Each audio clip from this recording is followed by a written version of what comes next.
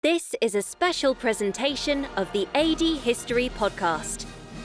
And brought to you via London and New York City, you are listening to the AD History Podcast. I am Paul K. DiCostanzo, and I am joined by my co-host, Patrick Foote. And Patrick, for this special episode, I'm not joined by just you today, am I?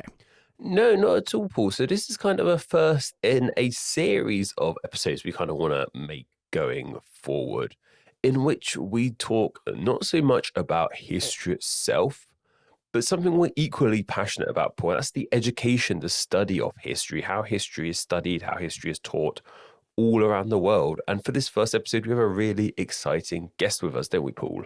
We absolutely do. And, this is something that you and I have been kind of having on the back burner for a while. Been looking for the right place to start it, because AD history is as much about presenting the history that we present as it is about how history is understood in the time and place that it happens, or wherever one might be in the world learning history. It's all kind of unique to that time and place and how we all handle it. And so we came up with this idea a while back that we really wanted to talk to some people around the world to learn more about how history is taught in a variety of countries. And I didn't ever thought necessarily off the bat when we first started cooking this up that we'd be so fortunate, especially right off the bat, to be able to talk with somebody who wasn't just a student and came up in the system and learned it and telling of his experience in that way, but in fact, actually has made it part of his career actually teaching it. And this today, we are very, very lucky, very pleasured to be joined by Stavon from History Hustle, which is one of my favorite YouTube channels, especially as a World War II guy, and you get into some really interesting topics of World War II that, at least on YouTube, I see very few other people touch. And when they do, not nearly as well as yourself. So Stavon, our Dutch history teacher for today, who's going to be taking us through all of this, thank you for joining AD History. Yes, thank you very much, Stefan. Great to have you on. Right, thanks for having me. It is an absolute pleasure. So, starting first things first, because I think this is awfully important. Just kind of lay the groundwork here. How did you become so consumed and interested in history just from the beginning as a human being? Where did your love of history begin? Well, I think that was when I was a kid. My grandpa used to tell me a lot about what happened during World War II. He was a teacher himself. He taught classical languages. He told me a lot about what happened during World War II when he was in the country as a little boy, and what happened, what he saw, and that kind of stuff. And I think that's what got the ball rolling. And it was more that when I was studying on high school, in the Netherlands we have middle and high school combined. So whenever I say high school, take into account it's also middle school. It's from the age of 11, 12 till the age of 17 till 18. So it's like combined. That's what we have here in the UK as well. Right. And that's when I had a great teacher where I learned a lot from. So I think it was like these two components. And then it was basically when I was in the 6th grade, which is like the final grade of high school, then you have to choose what to study. And then I chose history, basically because I didn't know what to do else. And it was in some sort of a gamble, but it played out well. Now, in terms of you laying down this love, this personal love of history of yours, at what point did you find yourself professionally on a career track when you would eventually know you'd become teaching it yourself? When did you make this decision, and why? Thing is in I'm very pragmatical pragmatical. And look, in the Netherlands, it's literally it's not easy, right? It's the thing is, like in the Netherlands they say study what you want, but at the end there's a lot of things you can study which are you won't find any jobs in it. So what I did was I tried to study as long as I could. So I did history, film school, and I also studied teaching history because you have to get a separate degree on that. So the total amount of 9 years. And with the current system, it's not even possible anymore because you'll be bankrupted like triple times.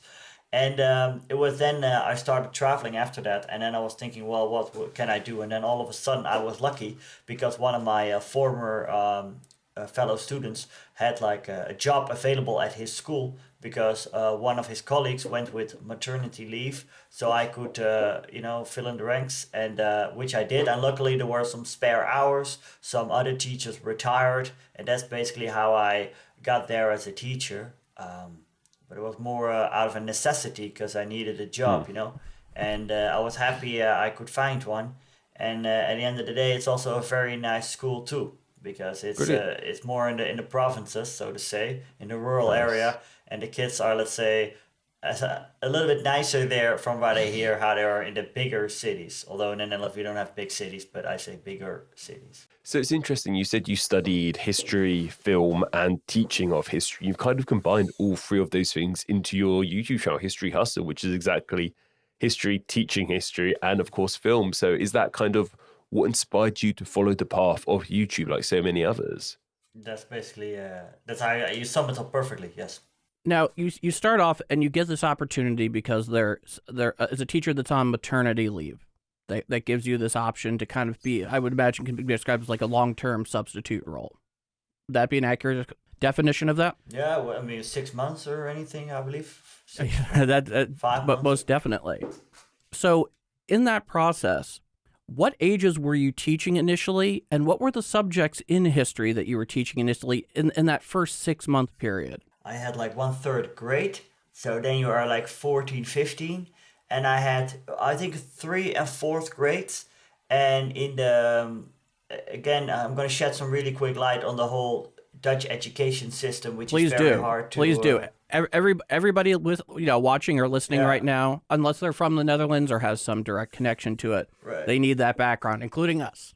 Okay, so the simplest way I can put it is that, like I said, middle and high school are combined. However, there is some distinction because there's like year 1, 2, and 3. We call that onderbouw, means like under something.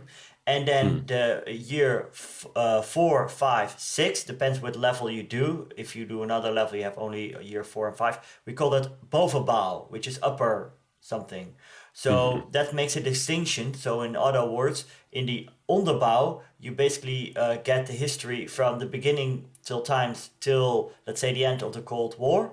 And then in the upper classes, in the bovenbouw, you basically do the same over again. However, this time history is not mandatory anymore, so it becomes a subject that you choose, which depends either on which profile you choose. So there are like 4 profiles and 2 out of 4 contains history, so then it's mandatory. But if you take a profile which contains no history, you can still choose it as a topic, as a subject of choice. And that's basically, you see that a lot of pupils who choose to do like physics and chemistry and math and all the subjects I'm terrible at, they basically drop history, and then we lost them. Unfortunately, because back in the day when I was in high school, history was still mandatory in the upper classes only in the first year. We had history 1 and history 2. 1 was mandatory for 1 year, and 2 was the optional choice, which you had like you do your final exams in. So that's basically how the system in a nutshell works. Now, you mentioned that back in, I guess it would be almost our day, when you think about it, you would have graduated secondary or high school 2005, right? Okay. So I know, coming from the perspective of the United States, that we do have a bit more on the high school level of required years, but one of those required years is specifically United States history.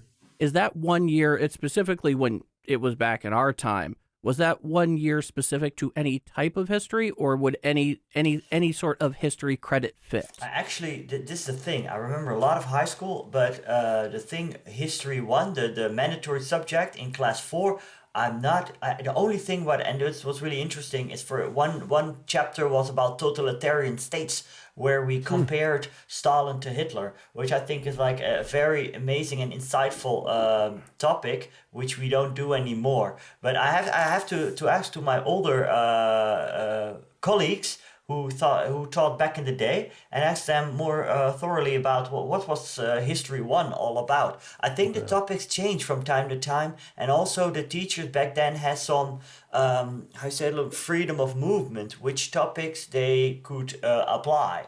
And what you see here, as now we get to nowadays, you see there's a saying that says Nederland regeltjesland, which means Netherlands country of rules. And it basically, it gets, how do you say that? Like in Dutch we say dichtgetimmerd. It means like a hammered shut. So everything gets like prefixed and arranged, and the freedom of movement locked in, and the freedom of movement gets lesser and lesser, and it's it's very entrenched. Entrenched, exactly. So is there much of so in modern teaching, what you teach the kids today, is there a particular focus on Dutch history? Because I know, like you said, Paul, you did American studies. I studied a lot of British history when I was in school. So is there a particular focus on parts of Dutch history, and what parts of Dutch history I'm very curious are about highlighted? myself. There is, but it's weaved in into the main curriculum. So some topics are, some topics aren't, but we don't have something like what you say, 1 year of Dutch history. Although in the middle grade, so like I said, if you go to the upper classes, there's basically 3 grades. I just call them low, medium, and high. I mean, just out of sake of simplicity. And in the medium grade, there is one chapter that focuses on Dutch history after World War II, and it talks about the decolonization, the migration, the movements, the youth movements, youth cultures. So that's something you have there, but you don't do that in the upper class, because in the higher levels, you focus, for example, on China. There's like a new chapter on China, and you have to learn about China, which I think is a very interesting That is topic. interesting. So, and when it comes to teaching Dutch history, obviously history is full of the good, the bad, and the ugly. It's a big debate over here in Britain at the moment, saying that like the British history taught in schools is very glorifying. Is that an issue? And you've noticed in the Netherlands only like the good parts, some of the more questionable stuff that's happened in Dutch history isn't covered in schools like we face here in the UK? Well, not at all. First of all, there's been an investigation by the history newspaper. It's some kind of history magazine. And it came to the conclusion that Dutch history school books nowadays cover sufficiently the dark history of the Netherlands, the colonization of the Dutch East Indies, the slave trade, as you name it.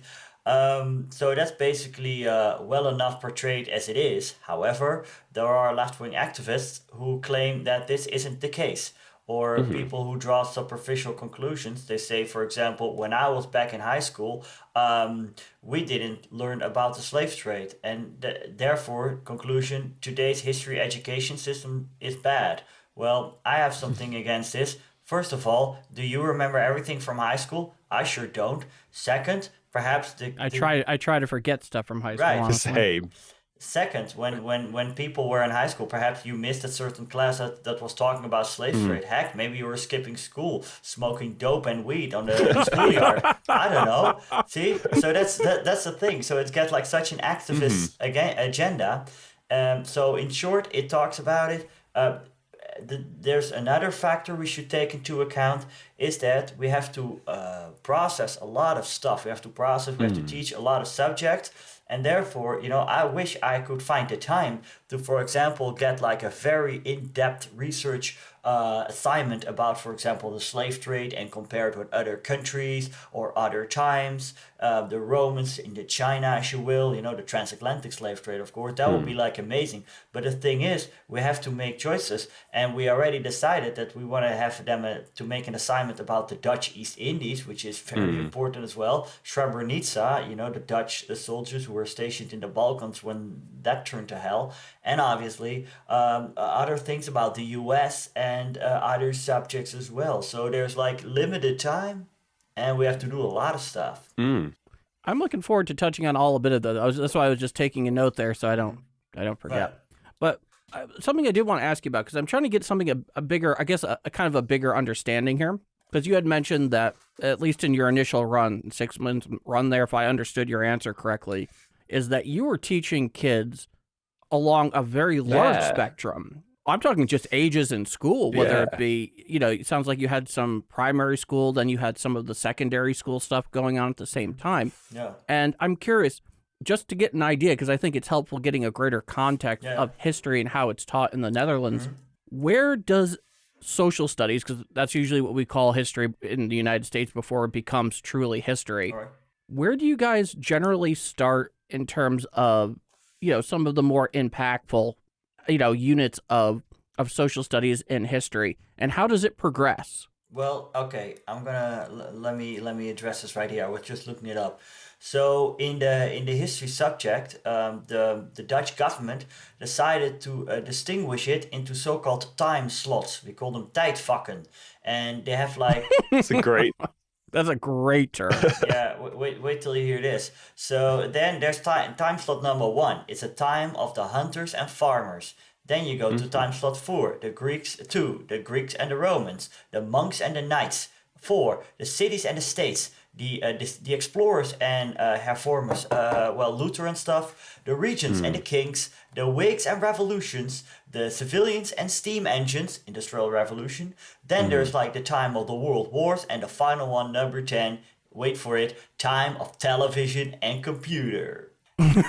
Wow, so that's a really interesting way to break down history. It's like, it sounds really dumb when you first hear it, but it actually makes a lot of sense. Like, you can kind of understand they are like the big points especially in human history anyway. Obviously, that's not going back to prehistoric times, but I quite like those. They're very silly, but they're very engaging and accessible. Like, when you hear the age of hunters and farmers, that kind of makes sense. Greeks and Romans, like, there is something quite appealing about that, I must admit.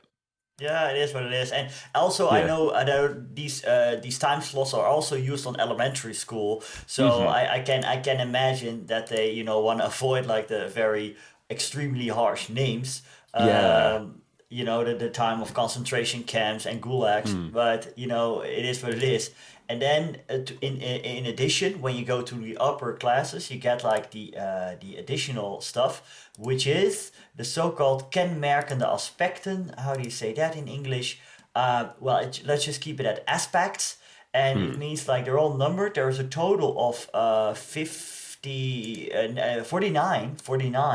And there's like, for example, 3 at the time slot of hunter-gatherers. For example, the way of life of the hunter-gatherer. And then there's like number 26 in time slot 1 to 6, I believe. The scientific revolution, absolutist power, that kind of stuff. And they literally have to learn these by heart and reproduce these at their final exam. Well, not by heart. It's more like sufficient enough as it is, but that's basically how it works. It's really gets down systematically down and structured and stuff like that, and really rigid and entrenched. It's simple. It's how you say, overseeable. On the flip side, it's oversimplified too. So it's like this balance. Like you want to make it even more complicated, but perhaps more closer to the truth, or you want to keep it like really systematic in boxes, entrenched, and make it easy to understand. It's a debate. It's a really fascinating one, because when I think lessons that basically discuss, I'm going to throw a lot of STEM subjects under the bus here, but we're all history people here. Yeah, we are. When I think about lessons that are all about just ingraining stuff into your mind, I think like maths and science, which is just very binary, black and white, yes or no answers. And it sounds like that's what's happening with history here. It sounds like it's just being just binary information that just has to be remembered, where when I think studying history, I think about the effects of history, what we can learn from that, as opposed to, I think the studying of history is more than just knowing what happened. It's knowing the reasoning and whys and how that can affect things. But it sounds like that isn't happening in this way of teaching history in the Netherlands. It's a little bit more nuanced, because you have to, for example, learn about how to analyze sources. Analyze. And, that's the word I was looking for. Yeah, sorry. and like how, to what extent it's reliable, to what extent it's representative. So that kind of stuff, which I do find very interesting, is also part of it. It's called. Oh, that's good to hear. That is still happening. That's good to hear. Yeah. So there's like on top of that, there's like the vaardigheden, and the vaardigheden means the skills, so to say. Oh, that's good to know. I thought that because like analyzing and trusting sources, that was the bread and butter of my history class. So it's good to hear that they're still happening. It begs the question I'm curious about here. We kind of seem to be circling around this greater issue. When you're teaching it, how are the lessons effectively tested by a student? Whether that means like some sort of like long form exam, or whether that means writing out some kind of paper or some sort of extended project. What has generally been your experience in terms of how you've asked your students to apply these for the sake of the course? What do you expect of them? In the lower classes, so-called the onderbouw, it's more like reproducing. So you have to learn terms and knowing what they mean. And then in the upper classes, you have more. You also work with sources, but in the upper classes, it's the balance shifts more towards the sources, towards the analysis, and less to the reproduction. So I always say to my pupils in the upper classes, be aware of the fact that when you were in the lower classes, you could learn the whole chapter by heart and get a good grade. And there may be a possibility in the upper classes that you learn really well, but if you cannot analyze sources and stuff like that, then you'll suffer. Something I'm now curious about, and this is coming from obviously the experience of my own country, which is that for the most part, and maybe this is not unusual, I can't say for sure, but whether it be kids being taught almost regardless of their age or when they're adults, most people's understanding of history, even their own, at least in my country, is pretty abysmal. And just not to throw my fellow countrymen under the bus here, but what I'm curious about is what is the general disposition and general knowledge of most of your countrymen and the students that you encounter? Well, it's interesting. You know what's funny is that I speak a lot of people who, for example, back in the day, they didn't choose history as a topic in the upper classes, and they regret it nowadays. So I do believe that a lot of people are fairly well aware of history, but more like in a sense, for example, World War II. World War II is a big thing in the Netherlands. World War II is a really, really big thing. And everybody knows what we mean. If we talk about, for example, the occupation, like the There's occupation. one occupation there, Then we serious know occupation. then we don't mean like a random toilet that's occupied. We mean World War the Germans, coming into the Netherlands. That kind of stuff. When we say NSB, which was the Dutch collaborating party during Nazi rule in the Netherlands, then we know what that means. So I think like a lot of people are on a basic level on World War II very well aware of what happened. The thing is that back then there was a lot of emphasis on World War II. Now it gets less and less and less. I can only judge for history because World War II can also be addressed in languages, of course, right? Of course, yeah. And other subjects about society, perhaps even philosophy. But I'm not sure, like if in so many in a bunch of years, let's say, if people still know much about the stuff, because I feel that during the I've seen multiple books, textbooks for schools, and they change constantly. Like almost every year we get a new book. It's really annoying, and I sometimes feel like the emphasis on knowledge decreases more and more. And then I can understand you want to emphasize the skills like of analysis, which is good. But I'm afraid that sometimes knowledge gets lesser and lesser. If we get to a point where a person doesn't know what Auschwitz is, or doesn't know what the NSB is, all that kind of stuff. I don't think that's a good way. But on the flip side, I'd say history is people know what they have to know, but on a fairly superficial level. And I know, for example, in the US, I mean, we all have these examples when you ask them when was World War II, and and they point out the 19th century or something. I Yeah. don't think it's, but I don't know how representative it's for the U.S. population on a whole. But again, so in the Netherlands, That's harder to determine, even for me. But just to throw it in here for just as a matter of point, because you guys might not necessarily know it, so I have to say it, is that given the size of the country and just how culturally regional it is, one's experience in terms of people's knowledge of history, almost regardless of subject, is going to vary significantly. Even in these earth-shattering events like World War II, are going to be significantly different between somebody that was born and raised and taught, say, in the New York City area, compared to, say, what somebody might learn in Miami or Dallas or San Francisco. It's a very well. You've been to the United States, yes? Not Patrick. I know you've been to the United States, Patrick. I'm talking to you. Have you been to the U.S.? Yeah. Last time was 2012, I believe. Okay.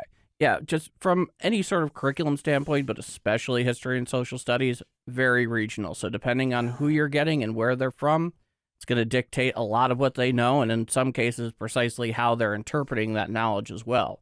Something I'm curious to know about, changing the subject slightly, is how is the study of history regarded in the Netherlands? So over here in the UK, often like maths, science, and English are seen as like the top three. Like every kid has to have like good education in maths, science, and history is very much an option. Like if you're like if someone were to say they're studying history at university, it's maybe not as held in as high regard as something like science or maths or anything like that. Does history and the education of history have a sort of a stigma like that in the Netherlands too? No, actually not. It's I think that's also that has something to do with the broader picture of that in the Netherlands we respect people for what they study. So it's like if I meet, let's say if I meet a random girl that studies here, right? I mean half of the time they're studying communication studies, right? Half of the time they do that, but not. But I'm not gonna mock them for that. Although, but you know what I'm saying? It's like they choose that kind of stuff. But as for history, no. When I studied history and I said it to people, I always got positive responses. So Yeah. what's communication studies, if I'm asking? But it is. Yeah. I like literally. If you ask me, it's nothing. It's literally like a lot of mumbo jumbo about nothing. And then communication studies. Well, the name implies is how do you communicate that kind of stuff. But it's very broad, and it's a lot of time. It's chosen by people, and I'm overgeneralizing here. So bear it in account who don't know what to study, and they choose that. I mean, I didn't know what to study, and I chose history, and I was lucky because it was the right shot. But Okay, how fascinating. And also, I guess, in regards, how are your students? How do they react to studying history? Obviously, you've got some who study it out of choice, so you'd presume they're like more engaged with it. But say some of the younger years when it's still mandatory to them, are kids engaged with history today? Are they fascinated, or do they just sort of think it's a bit of a DOS sort of waste of time lesson, for lack of a better term? Yeah, it's hard to say, right? I think a lot of them are very well aware. It really depends on where they're from, because we're a migrant country, and most of my pupils are, let's say, how do you call that? Their family was born and raised in the Netherlands. But if you have, for example, in the bigger cities, you have people who have like Moroccan or Turkish background, and I can imagine that they have like, my family wasn't here in World War II, so yeah. It's we don't they're perhaps less interested in that, and then not to mention about the whole controversy if you in some classes in Amsterdam, for example, and you start teaching about the Holocaust, and there are like certain pupils who can only talk about Israel, how bad Israel is, and so on and so forth. Yeah, that leads to nasty situations. But I've heard I checked that, and I believe it's only on incidental basis. So it's therefore it's not that it happens all the time. And in my class I can freely talk about it. But it is a thing that some teachers in Amsterdam are afraid to teach about the Holocaust. Gosh, how interesting! I'm curious, what is it exactly that they fear specifically? They fear the bad response of pupils with an Arabic background who are very much interested in and how you said it, fed up with the situation that evolves in the Middle East regarding Israel and Palestine. I see. So they tie them in together, and they treat them one and the same. Got it. What sort of age range are you talking about? I don't know if you said you don't teach history in Amsterdam, but like any sort of age range, is this like quite young kids who know, like, I'm trying to think when I was sort of 12, 11, 13 or so, like, I definitely didn't have an as broad understanding of history as I do now. So it's interesting if kids that young are so aware of things like the Palestine-Israel conflict and issues. That'd be fascinating to know. Well, I doubt if they were aware. I mean, the age, coming back to your question, is between 12 and 18. Yeah.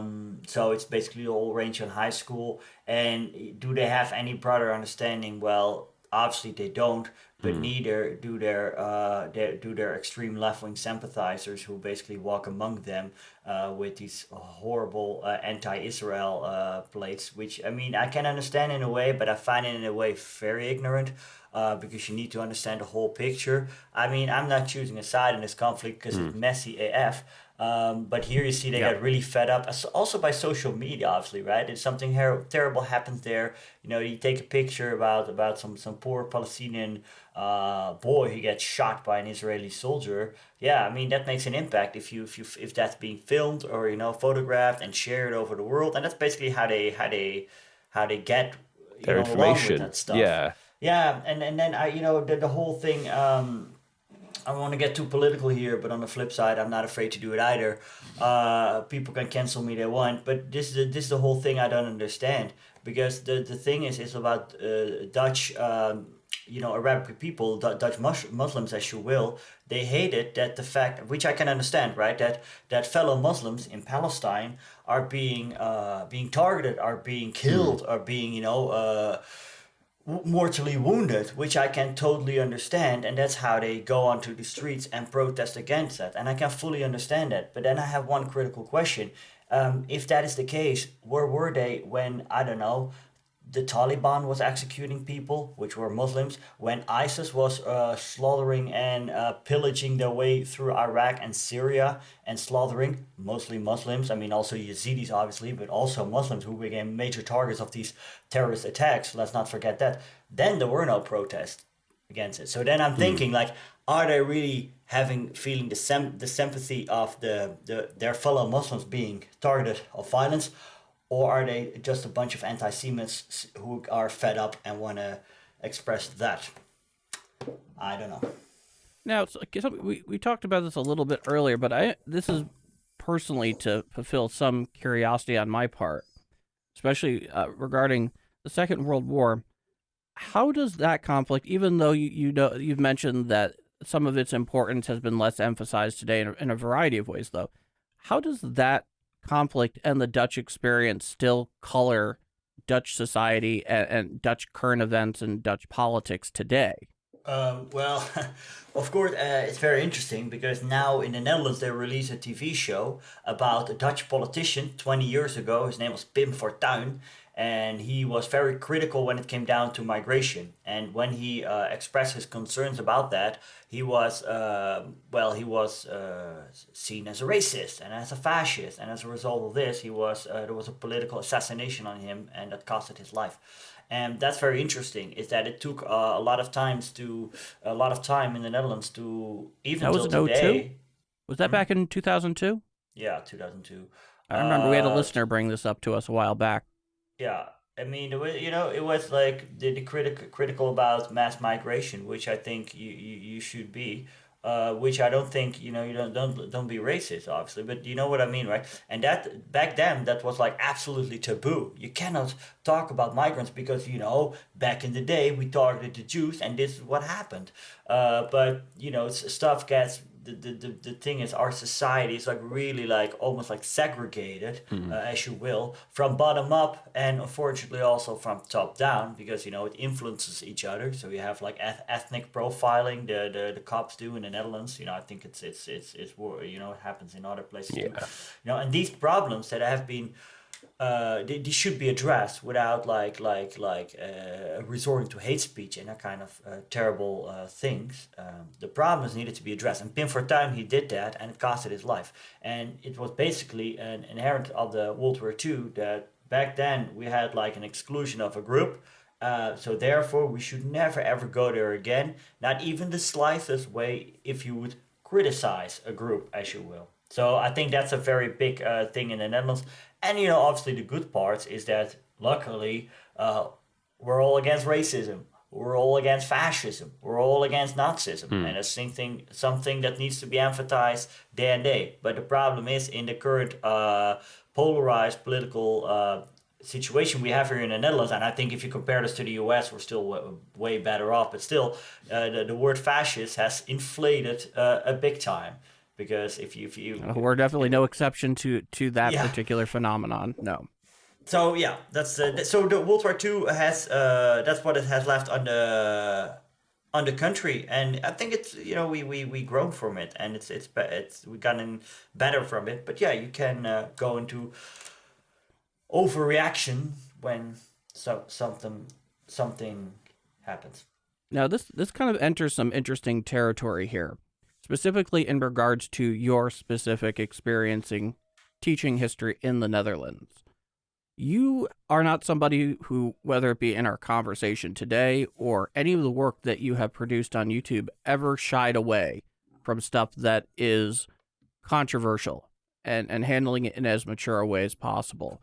How did you handle what are largely at times some very incendiary issues and teaching them and presenting them in the classroom? What kind of incendiary issues we're talking about right now? Anything that comes up in history in your country that could be generally considered controversial that you would have had to deal with during your time as a teacher. It's interesting. Last year I had a pupil who was from Palestine, and but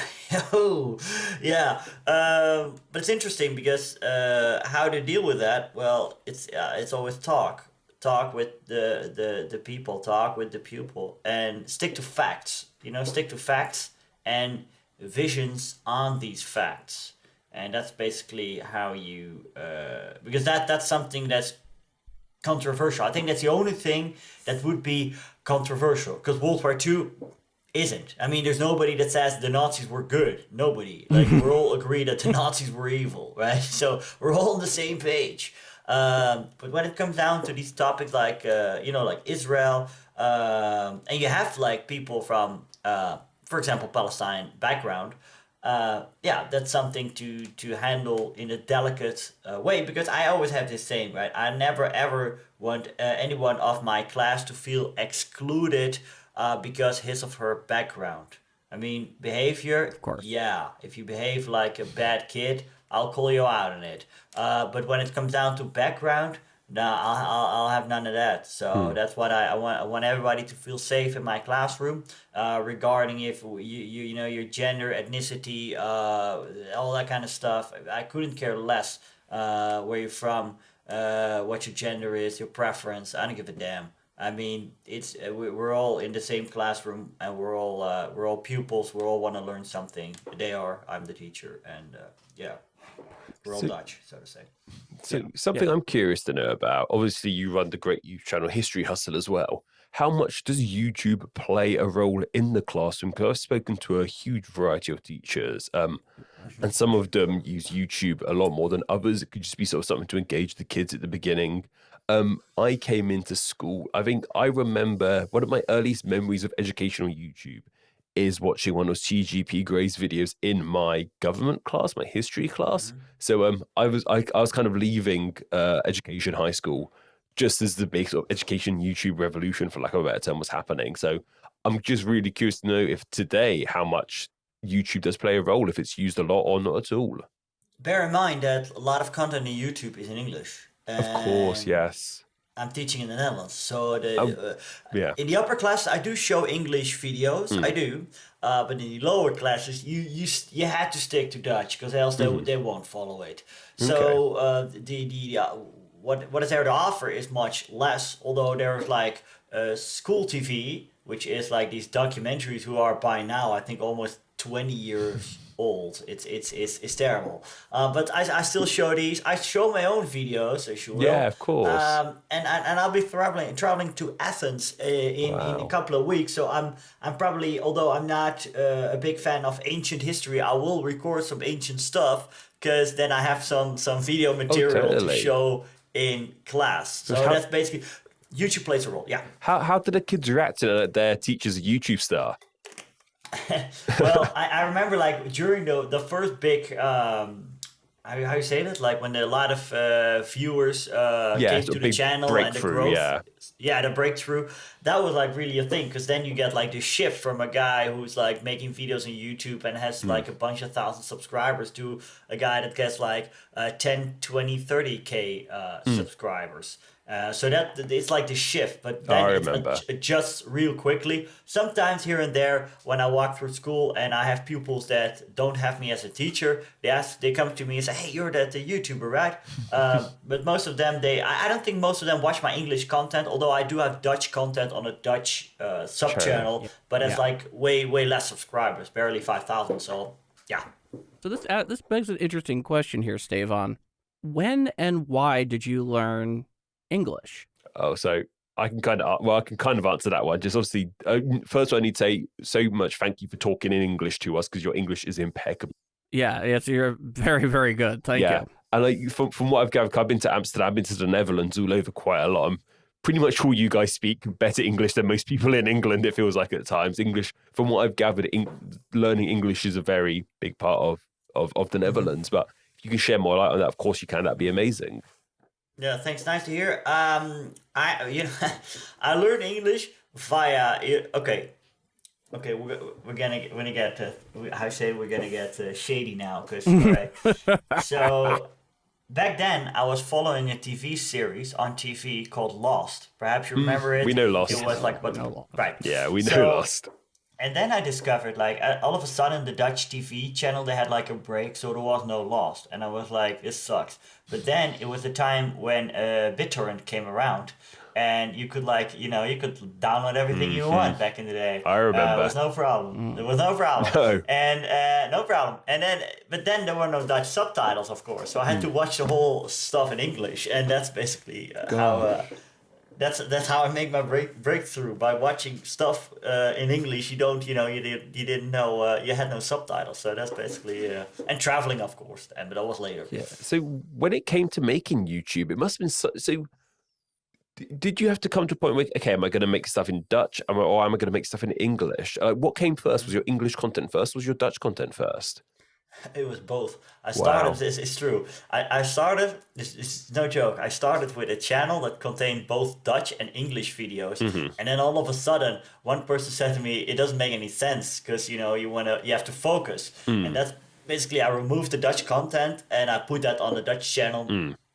Okay, and wow. I continued with English. Yeah. Gosh, it will never occur to me. And I've had I get emails saying, hey, do you want us to translate your videos into other languages? And but I think me and you, Paul, we're so blessed, I guess. It's a double-ended sword to be born into English-speaking nations, because it is such a, clearly on the internet, it's the main, it's like the lingua franca of YouTube almost at points. So to hear and to think, oh my gosh, to be a success on this channel, to be a success on this platform, I have to speak in my second language. That's incredible to hear. It really is. So I'm curious now, where do you see as the meaningful overlap between what you do in the classroom and what you do in terms of the videos you release? What are the common qualities there that you bring to both that you think are awfully important? What I bring, obviously, from the YouTube to the classroom is obviously the videos, because it's very, it is one thing to have a teacher speaking about stuff or showing pictures of him on a historical location. But when a teacher actually is on the historical location, a great deal of my videos are recorded on location, a lot of pupils find it really interesting. Like, oh, the whole idea that this guy went there to shoot there on location. So that's one thing. And what I can bring from the classroom to the channel is basically that I know how to teach and have these common pitfalls. Like, for example, when you're a teacher, you need to address many points and find different angles to explain things. And I did that also on my channel, where I find different angles. For example, I make like these very basic animations, like these small things, to make people understand the overview. And when you don't, I think when you don't have that that educational background, sometimes you can just blast information to people, but then there may be a risk. I'm always like in the back of my mind when I'm researching and writing the script, like if I use a certain word of an organization or some kind of stuff like that, abbreviation as you will sometimes, like did I already explain it before? Does anybody know? Is there a risk that somebody can like drop off because he or she doesn't understand a certain aspect any longer? So that's how it comes from the other side. And another question I'm curious about is, in the classroom in the Netherlands, for you in particular, what has been the most consistently difficult aspect of teaching history and where you have taught it in the classroom? What do you feel has been most consistently the challenge or challenges that have existed for you? Telephones. Oh, Kids are fascinating. addicted. Jeez. It's just been so long since I've been in, like, since you and I are the same age, phones were around and there were rules around them, but they just weren't as capable, you know? They were so strict back in the day. If you got called in class, you lost your phone for good. Nowadays, you have kids sometimes calling in the class. So that's a hassle, right? That's a thing. You need to adjust it, but it feels like like you have like these annoyances, and how you say it, sometimes you kind of ignore it. Sometimes you can get really pissed about it. I have classes from the little bit lower grades who like literally addicted. They're like their face is glued on the phone, and I at some point I'm like, cut the losses and focus on the pupils that do want to pay attention, and leave the phone glued people behind, because they're lost. It's game over for them. Is there no means from which to discipline kids for something that they absolutely should not be doing in class? No, it isn't. Well, obviously not dance on the table and punch your fellow pupil in the face. That kind of stuff. But I'm talking about in terms of the phone, because but the phone, you can't it have is hard, both. because this is the thing. Back then, I believe, like years ago, you could like take the phone off a pupil and then lock it away for 3 days, and then before he or she could return it. They outlawed that stuff, so that's not allowed anymore. So our hands are tied, and you obviously you can say, give the phone to me for the duration of the class, right? That's an option, but then you have to like be policing around. And the school that I'm teaching at is also very liberal, which I do like about it, but it has some negative aspects also, among which what I just mentioned. I think it's so fast. I think the whole argument about phones in the classroom, it could be a conversation we could have unto itself, but like phones aren't going anywhere. And like once kids leave school or even out of school, they're still, they're a mainstay. And like, it's hard to deny, like most of us, if you've got a smartphone, you've got pretty much the entire world's information at your fingertips. And it'll probably reach this point where kids are going to be like, well, this is all in my pocket anyway. Why do I even need to hear it from you? Like, especially as people who, smartphones are a huge part of our businesses. Like YouTube, a lot of people watch educational content. I think like smartphones are my highest form, whatever they want to call it. So obviously I love learning as well, and they do play a role in, like, I think they can play a role in the classroom. I'm just not sure what exactly that role is, but I think kids need to learn. Like, I talked to my dad once, and he said, school, it's not going to be about learning things. It's going to be about learning how to access information. Like, these are sort of tools we could be giving children, especially, like I said, with history. It's so much more than just learning information. You can analyze it yourself. There's such a human aspect of history that a smartphone can't really teach you. That might have been a massive ramble. I don't know what I'm trying to say, but I just think smartphones in classrooms are a very interesting subject. And yeah, something's got to be done about it to make it doable. I am curious about one thing though, in terms of to use an English phrase, make lemonade from lemons, or make lemon flavored vodka from lemons, whatever you prefer on that one. What potential role can it have that can further your goals and be positive to the classroom experience, as opposed to it being just a straight out bane, which for the most part it is? How can you make it work to your advantage? Like the phones. Yeah. Yeah, I mean, there are things like you can do like these little quizzes on phones, which is nice. And when a pupil forgot her laptop, because they have a laptop now, right?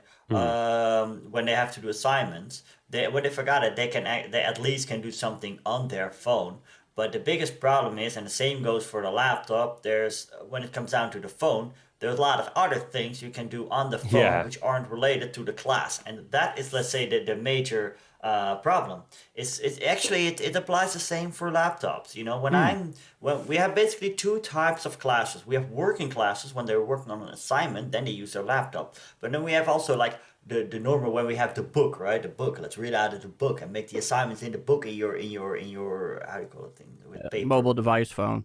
No. Like, how do you call it thing? Notebook. There you go. Oh, I just forget simple words. Do not worry. I said your English is impeccable. It's far better than our Dutch. Do not worry about that it's at terrible all. when you have like these simple words and you're like, what was the word for that again? Anyway, Do not worry at all. But then sometimes they don't have their book with them, and they say, well, I have my laptop, so I can get in the book digitally. And then you say, well, that's a good solution. No, it ain't, because then they're on other websites and looking on stupid stuff and playing games. So it comes with a major downside too. And they have to police again, go to the back of the classroom, look at all the screens.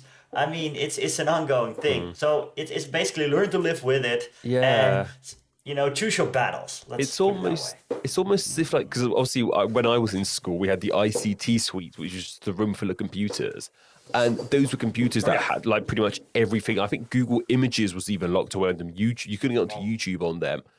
It's almost like you need a smartphone version of that where kids can access. Because I think it'd be really great if kids realize, hey, I can use my phone to learn things. Like if you're to set an assignment and say, I want you to use, or maybe not Wikipedia because it's not, but I want you to use your phones to research this subject. And you said that's a great idea. Kids could do that. But however, if they're using their own personal smartphones, they're going to end up on YouTube, on games, on whatever. So like, it's almost like you need a school specific smartphone that can only do that stuff in the same way the computers at my school could only do school required stuff. And I think there is a use for smartphones in schools. It's just making sure they don't get used for the wrong reasons. Just thinking back to my time learning history in primary and secondary school, or if you're listening here in the United States, middle school, high school, have you ever considered if you haven't done it already, and I think this would be particularly an interesting question in your case, have you ever considered making as opposed to like, for example, like a more formal paper or a test of some kind, have you ever considered assigning a project where obviously they have to present some element of understanding of what you have taught them over the weeks and months that had preceding it? Have you ever considered making a project, or if you've done it already, that is effectively the student or small group doing that, but doing it in the form of it being a YouTube-like video, something similar to what you do, but also obviously pertains to what you've been teaching, and as a way of obviously demonstrating some mastery of the subject? Yes, we once did that. It was we have like these special hours where you can give like these special classes which are optional. And I once did that make a YouTube video for history. So we basically look at the fundamentals of a history of a YouTube video and then give them their own option how to make a video. So there were like kids who did basic animations. There were kids who stood in front of a big school map, the ones you see in my videos often behind me.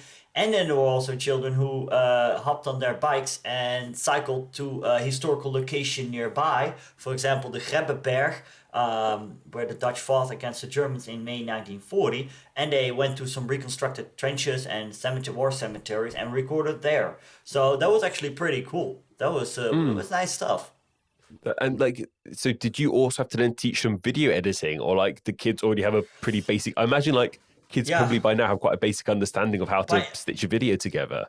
By now they basically have a quite they have an understanding of how to put that together. So I remember like when I taught I did some freelance film teaching classes years ago on my former high school when I was just studying history, and then I remember that I had to teach the kids about editing. Nowadays you basically don't have to do that any longer. I mean, they know the technical stuff, the artistic side, that is something to cover. Obviously. Yeah, because like iPhone, like the iMovies on an iPhone, it's not perfect, but it gets the job done. Like that can that can really get you going. But the question I'm curious is, let's put aside the requirements that officially exist and the curriculum, something more intangible, something that is more specific to you as a given student's history teacher, especially when you're talking about higher ages, when you start talking about the high school, the secondary school. In terms of you being their history teacher and they get to the end of the year, in terms of you as their history teacher, if you had your druthers, what do you most hope that they took from you as their history teacher? What in particular that is by no means official? It's not one of those things that you have to test or show mastery of, but it's something that is imparted by you specifically. What do you consider to be the most important things a student could walk away from after learning history from you that you think are incredibly important, that you in particular would look at that and say, I've done a good job. I've done something special here. What would that be? Or what would they be? It can be more than one thing, to be sure. One is more like on a how do you say that? Like on a mindfulness level, is that be glad that you're alive today, because there was so much suffering in the past. I always say, like, when people say I'm hungry, I say you're not hungry. You want to have food. If you would be hungry, you wouldn't have eaten steal that for, from let's say, 4 days. I mean, it's in the Netherlands. You can say you can be hungry and you can have trek, and trek means you're up for a bite. And I always say, no, you're not hungry. You have trek. Because you will be hungry if you haven't eaten for, like, say, 3-4 days. That's one thing. And another thing, more on a, it's like we call that the several things. 2 I'm gonna address. One is standplaatsgebondenheid. I don't know how to say it in English, but it means like your standpoint, the way where you grew up, the size, how you look at things. So, for example, perspective. There you go. That's the thing. And the second one is like make sure about which is adds on to the perspective where check your sources. And to give an example of that, I recently had a bunch of pupils who, a lot of them, they use internet as source. And sometimes it can be good and sometimes it can be bad, because what they did was they used some kind of internet forum as a source, which is already bad enough as it is, because a forum, everybody can write stuff on a forum, right? But it wasn't just a forum. No. You know which forum it was? It was a forum that went by the name of Stormfront. Maybe you know it, maybe you don't, but let me tell you what it is. It's a neo-Nazi forum. So they used it as a source without knowing it was a neo-Nazi forum. Stay the hell away from that. That is once again a great example of why learning history is so important. Like this sort of the analyzing part of history, because so often it's analyzing sources, and that is so relevant in today's climate. Like realizing where an article is coming from, realizing where a tweet is coming from. That's so important. That those are lessons that you can learn. They're lessons that schools are so desperately trying to get kids to understand how the internet works, and it's something that has been being taught in history classes for decades now. Yeah, and that's the final thing I want to add, and it's also what I don't know. I get really annoyed by it on the channel. Also, is like people who think there's only one cause. So there's the one and only cause, And that's why the Germans lost World War II, the one and only cause. Thank you. And there's like thank you. Literally, there's like I always like I mean I cause it myself, but in the thumbnail I always ask a question. Like for example, I don't know, Stefan Bandera, hero or collaborator, and then persons like type immediately, oh, this that, and I'm like, for the love of God, please watch the damn video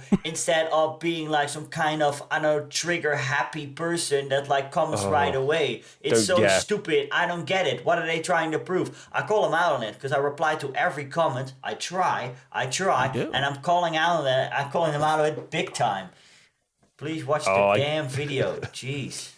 Like I get people comment on like if my answer is a question, if my video title is a question, it's like they answer it like, yeah, that's the video. Why didn't you just like? Why did you answer it? Like sometimes my videos do have like one specific answer. It's like, yeah, like, who are you trying to prove this to? Like, that's so weird. This is quickly turning into a YouTuber group therapy session. Yeah, we'll hang up. Let's stop the recording. I'm loving it. Well, we could start the group therapy after we're finished recording here. I'm getting the weight on my shoulder. Finally, somebody to share my inner frustration struggles with. The whole thing. No, it's really fantastic, and we always like to leave our guests we're always very grateful for joining us. And Stavon, you've been excellent here today. Thanks. And we thank you so much. We always love leaving you, the guest, with the last word. And for anybody listening to this right now, if you can. And this is kind of ties back a little bit with the previous question, but much more specific, which is that for you, at the end of the day, what is the most important aspect about learning history, not just in the knowledge, but in the way it's consumed and understood? For you, as a student of history, as a historian, at the end of the day, what is the greatest value in that particular effort? I'm coming back to what I first mentioned. Stuff doesn't happen for just one reason. It doesn't happen in a vacuum. There are other causes of stuff happening. That's what you need to research. The question is not which one is the one and only cause. It is the question on which different causes are there and how do they relate to one another. Which one is more important and more determining for an occurrence to happen than the other. Absolutely fantastic, Stavon. Thank you so much for coming in here and sitting down with us and having this discussion with us here this morning. Not only has this been a great pleasure, but as has your channel been in general. I just remember when I was going through this process, maybe, I guess it was probably about a month ago now, that when it hit me, I said, oh my goodness, I subscribe to somebody who in fact teaches history. This might be worth reaching out from, and it can be, not everybody is as open and receptive as, when you get a cold, reach from folks like ourselves. So we can't be any more thankful both that you've agreed to come on today and just being so insightful and just the work that you do for its own sake. So Stavon, thank you so much for joining us here this morning. Thank you for having me. It was a pleasure. Be sure to follow and subscribe for upcoming AD History podcast episodes, available wherever podcasts are found.